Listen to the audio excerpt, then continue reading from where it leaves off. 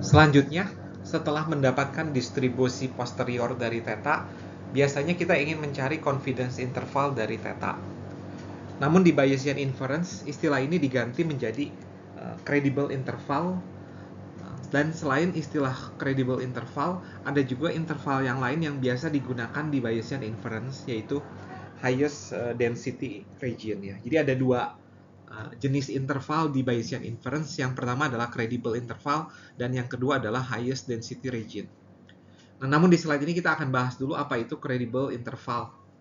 Nah, di sini saya ada satu contoh ya, misalkan posterior distribution dari theta itu adalah gamma dengan parameternya 20,1 ya.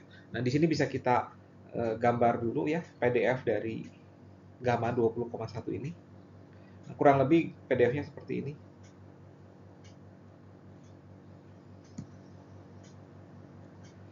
Oke, nah apa itu credible interval? Nah, misalkan kita ingin mencari 95% credible interval dari distribusi posterior kita, maka dari 100% sampai 95% itu kan sisanya 5% ya. Ada 5% sisanya, dan ini kita bagi dua langsung ya, 2,5% di sisi kiri ya, dan 2,5% di sisi kanan. Ini 2,5%, 2,5%. Nah, kita cukup mencari nilai C1 dan C2 yang membuat ini terjadi gitu ya. Jadi yang membuat peluang X di bawah C1 itu adalah 2,5%, dan peluang X di bawah C2 itu adalah 97,5%, atau peluang X di atas C2 ya, di bawah C1 itu adalah 2,5%, dan peluang X di atas C2 adalah 2,5%. Nah, setelah mendapatkan C1 dan C2-nya, itu adalah credible intervalnya. Jadi credible intervalnya itu adalah dari C1 sampai C2 ya. Ini adalah 95% credible interval. Dengan menggunakan R, dengan mudah kita bisa mendapatkan nilai dari C1 dan C2, yaitu dengan menggunakan fungsi quantile. Nah, semoga pembahasan ini cukup jelas ya. Selanjutnya saya ingin membahas mengenai highest density region. Jadi sebelumnya kita sudah membahas tentang credible interval, di mana pada credible interval kita mencari nilai C1 dan C2 sehingga luas daerah di sini itu adalah 2,5%, dan luas daerah di sini juga sama dengan 2,5%. Nah, ini semoga cukup jelas ya mengenai credible interval. Nah, kemudian saya ingin menghitung selisih antara C2 sama C1 itu berapa. Nah, kemudian sebenarnya ketika kita membentuk credible interval dengan totalnya itu 95%, kita bisa lakukan itu dengan banyak cara ya. Nah, cara berikutnya yaitu adalah, mungkin saya gambar dulu credible interval yang lain ya. Nah, misalkan ini gambar yang sama ya.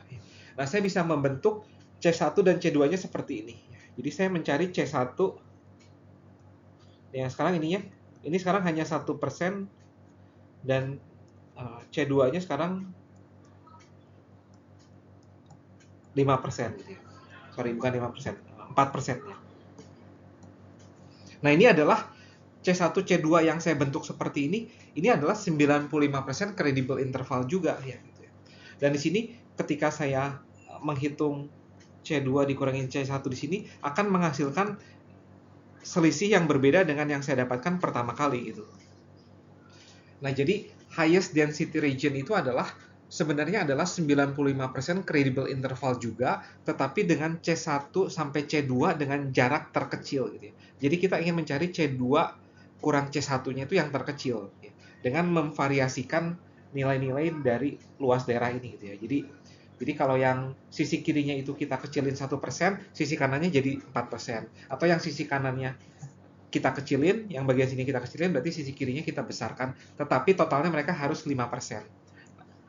C2 dan C1 yang menghasilkan interval terkecil, itulah credible interval dengan highest density region. Nah, ini semoga cukup jelas ya pembahasan mengenai highest density region.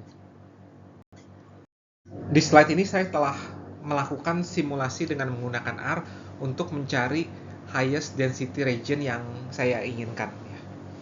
Nah, jadi sebagai contoh, di paling atas ini, di sini saya telah mencari nilai C1 dan C2 ketika luas daerahnya itu 2,5% di sisi kiri dan 2,5% di sisi kanan.